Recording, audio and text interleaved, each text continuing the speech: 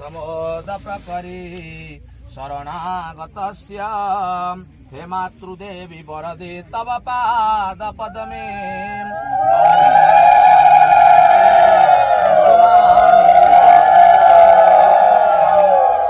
निवेदयामि प्रार्थना पूर्वकश्च नमस्करोमि।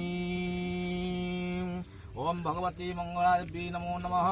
यह घट्टे माबाह्यामि स्थापयामि गंधागतपुष्पेन संपूजयामि। ओम अस्य श्री प्राण प्रतिष्ठा मंत्रस्य ब्रह्मा विष्णु महेश्वर ऋषय ऋग्वेद सामथर्वाणी छंदाय चतुर्रूपिराम संस्कृति देवता भगवती मंगलादेवी वरदो भवः। ओम आवाहन संस्थापन सन्निधान सन्निरोधन सकलीकरण अवगुंठन हृदय नम श्रेष्ठ वस्त्राय फटधैन मुद्रा महामुद्रा परमीकरणानि भगवती मंगलादेवी यथा विभागम परि आसनम नमः। भगवती मंगलादेवी पादासनम नमः। भगवती मंगलादेवी पाद प्रत्यालनाथाय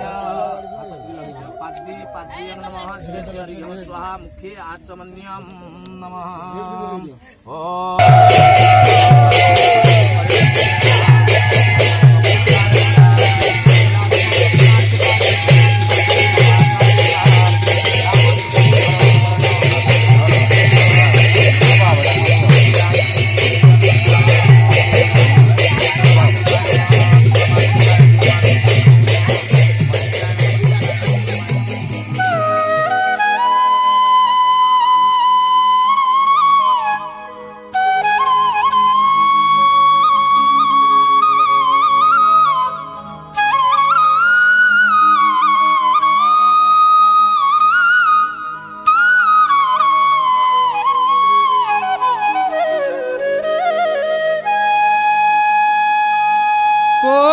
કરીને માં